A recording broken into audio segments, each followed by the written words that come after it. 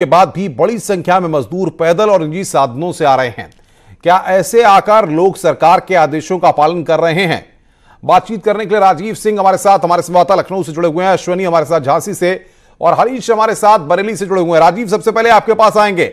बड़ी संख्या में अलग अलग राज्यों से श्रमिक चल के आ रहे हैं, पैदल चल के आ रहे हैं। मुख्यमंत्री ने साफ कह दिया है कि सरकार इंतजामात कर रही है, आपको पैदल आने की जरूरत नहीं है। वहां की तस्वीर क्या है? देखिए लगातार लॉकडाउन के बाद पहले दिन से ही मुख्यमंत्री योगी आदित्यनाथ लगातार जो देश के विभिन्न राज्यों में उत्तर प्रदेश के श्रमिक हैं उनसे ये अपील कर रहे हैं कि वो जहां पर हैं उनको सुरक्षित उत्तर प्रदेश में लाने की योगी सरकार व्यवस्था करेगी। और अब तक अनुपम 99 ट्रेनों के जरिए और करीब कई सैकड़ों बसों के जरिए करीब 1.25 लाख से अधिक अन्य प्रदेशों में फंसे श्रमिकों को उत्तर प्रदेश लाया जा चुका है, चाहे वो रेल मार्ग हो, चाहे बस के जरिए हो या अब फ्लाइट के जरिए हो। अभी 64 फ्लाइट के जरिए जो विदेशों में फंसे लोग हैं उनको भी प्रदेश में लाया जा रहा है।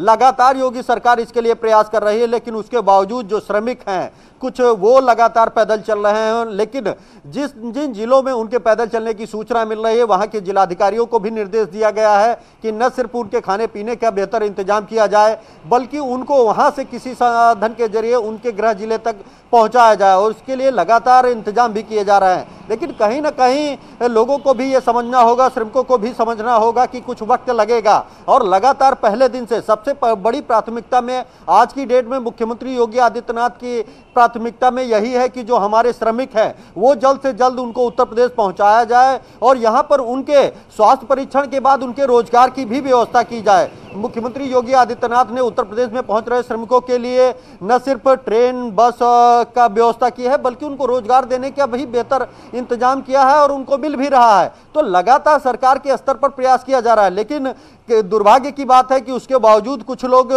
इस बात को समझने को तैयार नहीं है और लगातार वो पैदल ही अपने गंतव्य स्थल बिल्कुल राजीव, मैं आऊंगा आपके पास। अश्वनी हमारे साथ झांसी से है। अश्वनी, यूपी एमपी बॉर्डर पर पिछले वक्त में हमने काफी तस्वीरें देखी, अभी क्या स्थिति है? क्या अभी भी बड़ी संख्या में लोग पैदल चल के उत्तर प्रदेश में आ रहे हैं? अलग अलग प्रदेशों से लोग उत्तर प्रदेश में एंट्री ले रहे हैं? जी बिल्कुल, कमोबेश अभी वही की वही स्थिति बनी हुई है। दक्षिण भारत हो, महाराष्ट्र हो, यहाँ से लगातार जो श्रमिक है प्रवासी वो लगातार आ रहे हैं। हालांकि व्यवस्थाएं बहुत की हैं यूपी सरकार ने, लगातार ट्रेनें चलाई जा रही हैं, बसों का आवागमन किया जा रहा है। बावजूद इसके यूपी और एमपी झांसी में 3 वैसे बॉर्डर पड़ते हैं जहां पर लगातार जो श्रमिक है प्रवासी गैर राज्यों से वो आ रहे हैं और यूपी में प्रवेश कर रहे हैं। इसी के चलते झांसी की जो मुश्किलें बढ़ी हुई हैं, इसके पीछे वही वजह है कि लगातार जो श्रमिक हैं वो झांसी में आ रहे हैं और बिना बताए वो घरों में छुप जा रहे हैं या यहां से निकलते हुए लोगों को संक्रमित कर रहे हैं।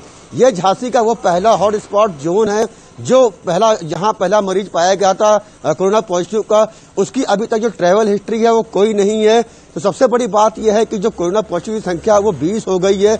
ऐसे में वो 20 लोग इस जिले से बाहर नहीं निकले हैं, बावजूद इसके कोरोना संक्रमित हो गए।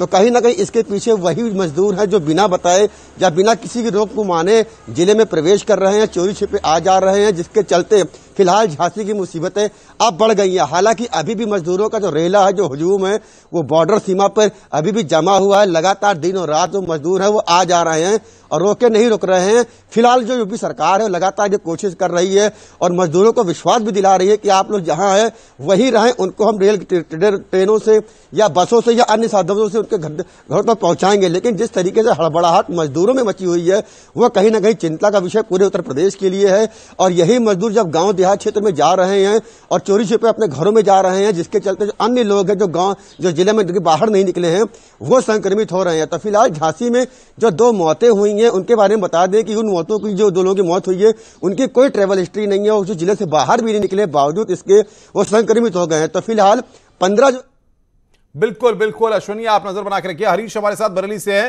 हरीश, क्या वहां पर भी श्रमिक पहुंच रहे हैं? वहां पर भी श्रमिक पैदल चलकर सफर कर रहे हैं? क्या प्रशासन के संज्ञान में ये सारी चीजें वहां पर हैं? बिल्कुल अनुपम, जिस तरीके से आपने बताया कि प्रवासी जो लोग हैं वो लगातार सड़कों पर निकले हुए हैं, बरेली में भी इस तरह की हालात यहाँ पर देखी गई है। कुछ श्रमिकों को यहाँ से दूसरी जनपदों में भेजा गया है।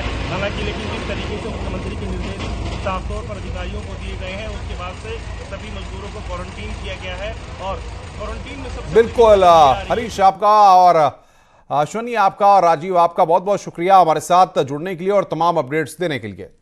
आगे बढ़ते हैं। नोएडा में मंडी में आपको बता दें कि